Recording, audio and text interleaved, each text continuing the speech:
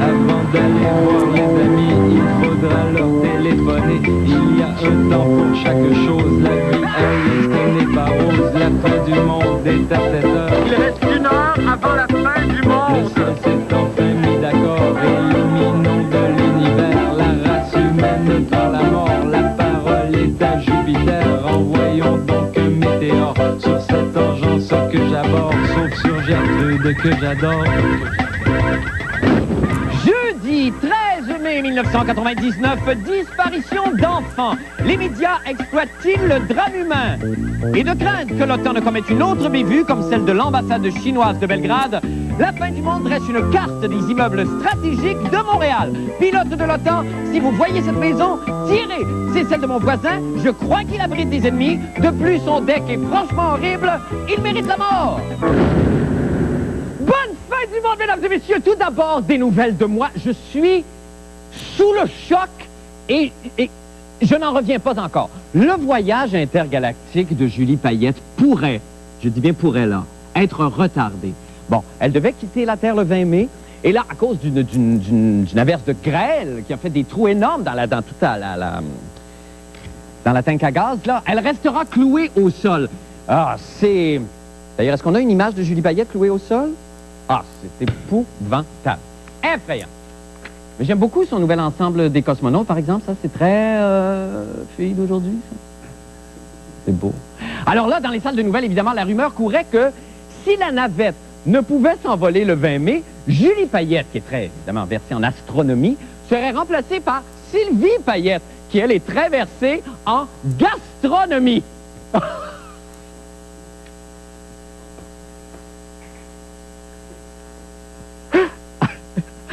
Astronomie avec Julie versus gastronomie.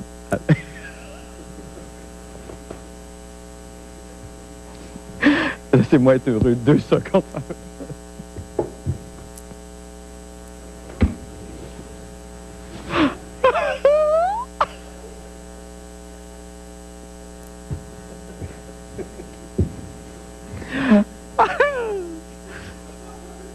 Oh my God, c'est drôle. Et moi, j'y ai cru. Et là, je me suis dit que s'il fallait que ce trésor national, pour une raison qui m'échappe, reste dans l'espace et qu'elle ne puisse poursuivre son œuvre, ben jamais je ne serai la suite de la part des anges. Eh bien, cela m'a bouleversé à un point tel que j'ai eu chaud à travers mon veston.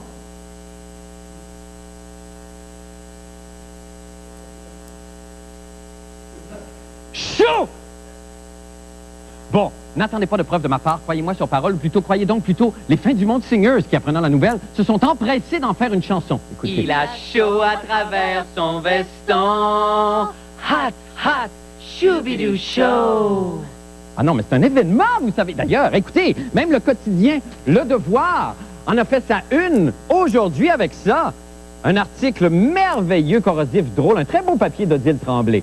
Mais on le sait, bon, Le Devoir n'a pas un très gros tirage et moi, j'avais le goût de dire au monde entier que moi, Marc Labrèche, j'avais eu chaud à travers mon veston. Alors, j'ai pris d'assaut les ondes du Grand Journal, sachant que par ce médium, je pourrais atteindre des dizaines de personnes. Je l'ai dit ensuite dans sa langue à une minorité visible. Et par la suite, bon, j'ai appris qu'en créole, veston signifiait mademoiselle et travers voulait dire palper l'entrejambe jusqu'à ce que le bonheur s'en suive. Évidemment, j'ai payé pour. Je me suis assuré ensuite que la nouvelle se sache dans l'au-delà. Je l'ai dit aussi à M. Paul Rivard, métro-star et animateur de l'émission Culte 110%. Bon, n'étant pas sûr qu'il avait bien compris, je le lui ai redit. Et enfin, utilisant d'anciennes techniques aztèques pour communiquer avec les extraterrestres, je l'ai dit à d'éventuels visiteurs de l'espace. Alors voilà, je pense que tout le monde le sait maintenant, j'ai eu chaud à travers mon veston. Ne manquez pas demain, alors que j'annoncerai au monde entier que j'ai quelque chose pris entre les dents.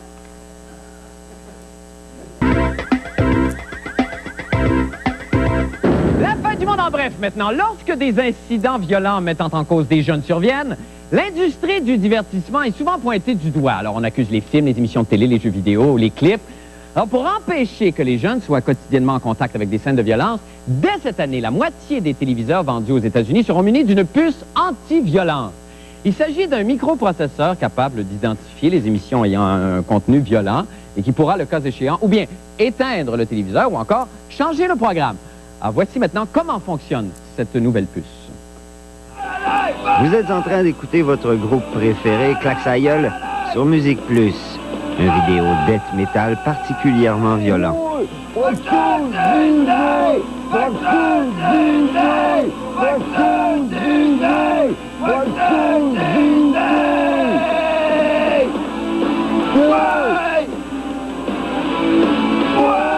Puis soudainement apparaît une scène plus violente que les autres. C'est alors que la puce entre en action. C'est le début d'un temps nouveau. Elle interprétera pour vous les plus grands succès de René Claude, dont c'est le début d'un temps nouveau. L'amour librement, et moi je ne travaille presque plus, et c'est la terre perdue. Ce soir je fais l'amour avec toi. Ce soir je fais l'amour avec toi. J'ai mis des tas sur l'oreiller et j'ai mis d'autres affaires aussi. Ce soir, je fais la puce anti-violence, voilà l'invention du millénaire.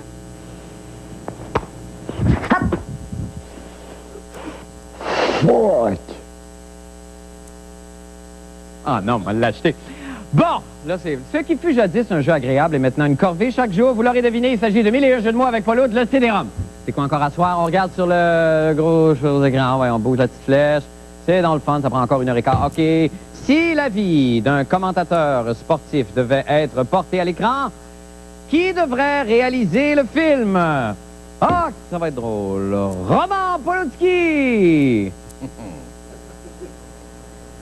C'est très drôle. On va rejoindre Paul et sa chronique sportive qui nous attend ce soir, je pense, dans une ville de banlieue. Paul, bonsoir. Bonsoir, nous sommes à la place Rosemère. Ah, ben oui, à la place Rosemère. Ben oui, tout à côté de chez vous. Comment allez-vous? Ça va très bien. Pour vous présenter, Marc, Oui. La Rage de 1999. Et qu'est-ce? Ce n'est pas un jeu électronique. Non. Ce n'est pas l'Internet. Non. C'est le retour du bon vieux yo-yo. Ah, c'est extraordinaire. Alors, ça a tant de succès que ça chez nos jeunes? Absolument incroyable. Il y a une dame ici du magasin Dufresne où on fait une démonstration ce soir d'experts en yo-yo qui m'a dit qu'en 2 mois seulement, à travers le Canada, 250 000 de yo-yo ont été vendus. On a peine à suffire à la demande. Et ce que vous voyez, Yo-Yo Menaces! ce sont 2 champions américains de la région de Boston.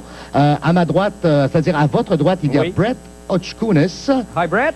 Et le solide gaillard qui pourrait faire du football également, ça c'est Rick Wyatt de la région de Boston.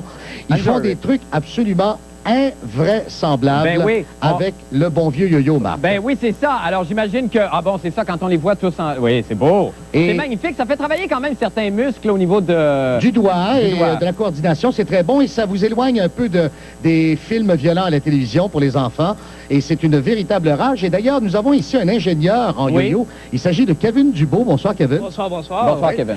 Kevin, toi, tu es testeur de yo-yo. Oh, je suis en effet testeur de yo-yo pour la compagnie Yo-Yo et Yo-Yo. Exactement. Ah, oui, c'est ça. C'est bon, ça. Vous voyez qu'il y a des emplois pour tout le monde. Ben oui, c'est merveilleux. C'est tant mieux. Et Marc, on va voir comment le yo-yo a pu évoluer. Kevin, tu me disais que les prix des yo-yo d'aujourd'hui n'ont plus tellement rapport avec ceux des années 50 ou 60. Non, en effet, nous avons le yo-yo qui se détaille environ à 12 $, qui peut même aller jusqu'à 180 $ pour celui-ci, ce yo-yo, mais il est muni d'un roulement à billes. Ah, oui, ben oui. Comme les cuisines en mélamine, là. Oui, en effet, en effet. Et ça facilite quoi, l'avant-bras? Non. Ça facilite surtout, regardez, moi j'ai un yo-yo traditionnel en bois ici, regardez ici le mouvement, c'est que la fluidité de la corde autour du roulement à billes fait que ça permet des figures absolument incroyables. J'aimerais ça qu'on se déplace un petit peu pendant que Kevin va m'accompagner. Accompagne-moi, Kevin. Brett, could you show us your trick about, you know, when you grab your pants with your yo-yo? Regardez bien ça, ce truc-là. D'accord. Il faut avoir des pantalons cargo dernier modèle. Et regardez ce que ça donne. D'accord. Et voilà. Oh, he grabbed his pants! He just did it! Eh non, ça c'est Rick, c'est le spécialiste des doubles yo-yo. You're specializing in 2 yo-yos type. Yes, oui. Show us some demonstration now. Regardez ça, Marc. Ah, la c'est vitesse. une danse magnifique. Et pour vous prouver que c'est maintenant une compétition et que c'est une rage, eh bien, il y a un championnat du monde prévu en août à Hawaï. Un championnat des États-Unis. Le championnat du monde va regrouper environ 50 à 60 pays. Ça viendra peut-être une discipline olympique, Kevin. Oh, en effet, du moins, c'est ce que je l'espère. Bon.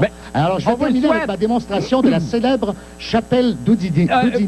Paul, il faut qu'on se laisse. Allez-y, très rapidement. Allez-y. Ah! Ah!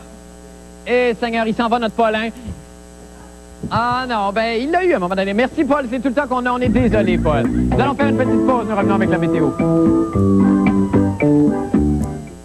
Es-tu prêt, mon grand? Ah, j'ai faim. Veux-tu qu'on...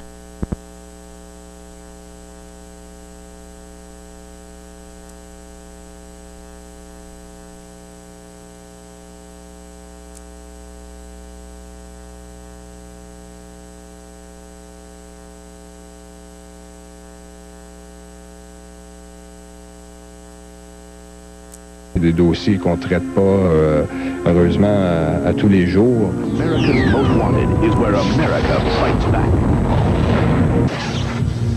Police in Montreal, Canada need your help tonight to find little Jolene Riondou. Please call us tonight. On travaille aussi avec d'autres organismes comme nous aux États-Unis. Et j'ai tout simplement lancé l'appel à eux, demandé si c'était possible parce qu'on avait tout fait ici, à Montréal, et qu'il n'y avait pas de nouvelles pistes. Évidemment, il y a Jolene Riondou, mais il y en a d'autres. Il y en a beaucoup d'autres. Vous avez raison, il y a d'autres dossiers aussi qui demandent de l'attention. Et pour nous, un organisme comme le nôtre, à 6 employés, on fait le travail qu'on a à faire. Et c'est pas aussi une situation où ce que les parents vont commencer à comparer qu'un a plus d'attention que l'autre. Si dans l'année, on a de l'information qui nous laisse à croire qu'on est sur une piste chaude ou qu'il y a plus d'informations sur ce dossier-là, à ce moment-là, plus d'ampleur va être mis. Est-ce que ça devrait pas être comme ça pour tout enfant qui disparaît au pays? Tout à fait. Même si c'est beaucoup de travail, je veux dire, on parle quand même de la vie d'un enfant, il y a rien qui fait qu'on ne pourrait pas se déplacer et faire du travail 24 heures sur 24 pour essayer de retrouver un enfant et que les gens interviennent et qu'il y ait autant de travail qui se fait sur le dossier comme qu'il y a eu sur celui de Jolene. Bon, Isabelle, évidemment, c'est ça qu'on se demandait. Est-ce que c'était une bonne chose de médiatiser tant que ça la disparition d'un enfant, par exemple? Et c'est effectivement... une très, très, très bonne chose parce qu'il faut le dire, par exemple, dans le cas de Jolene, de ce que nous dit Enfant Retour, c'est que déjà, depuis une semaine, il n'y a plus du tout d'enquête terrestre qui est faite. Il n'y a plus de recherche terrestre. Donc, il y a malgré tout de l'enquête qui est faite. Oui. Mais on donne encore à peu près un mois. Ça fait un mois qu'elle est disparue. On donne à peu près un autre mois au dossier Jolene et éventuellement, il y aura qu'Enfant Retour qui va s'en occuper parce que la police ne peut pas maintenir non, il y a déjà plusieurs enquêteurs. Je pense que c'est 8 enquêteurs. Il y en a pas mal, mais tu vois, il y en a déjà moins qu'il y en avait il y a un mois. Oui, OK. Alors ça, c'est ça. Et à la fin, il y a des dossiers, Marc, écoute, il y a des enfants qui sont disparus depuis 5 ans, 7 ans, 10 ans. C'est même plus des enfants. Non. Alors, heureusement qu'il y a encore les médias. On a vu qu'il y avait l'émission America Most Wanted qui s'en est occupée. Il y a eu beaucoup, beaucoup d'appels. Ce qu'on nous disait, c'est qu'il y a également toutes sortes de Jojo Savard qui appellent, qui ont eu des visions, comme quoi ils ont vu des enfants dans des fossés. Ouais. Et ça nuit beaucoup parce que ça fait en sorte que ça dilue les recherches. Okay. Mais effectivement, les parents, écoute, c'est leur seule ressource, les médias. Oui. Là, donc, vous parliez, on a avancé un chiffre tantôt. Oui, il y a 62 000 enfants au Canada. Bien sûr, c'est surtout des fugues. Hein? Oui. Il y a 7 500 enfants au Québec qui ont fugué cette année. Pourquoi Jolene Riondou, on en parle tant que ça? Qu'est-ce qui est arrivé avec elle? Qu'est-ce qu'elle a de particulier?